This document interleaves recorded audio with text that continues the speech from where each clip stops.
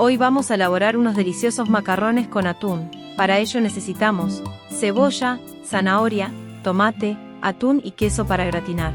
Cortamos la cebolla en trozos muy pequeños.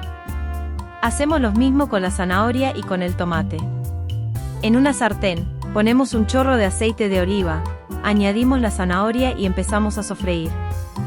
Al cabo de unos minutos añadimos la cebolla. Condimentamos con sal al gusto. Cuando la cebolla empiece a cambiar de color, añadimos el tomate, rectificamos de sal y dejamos cocinar.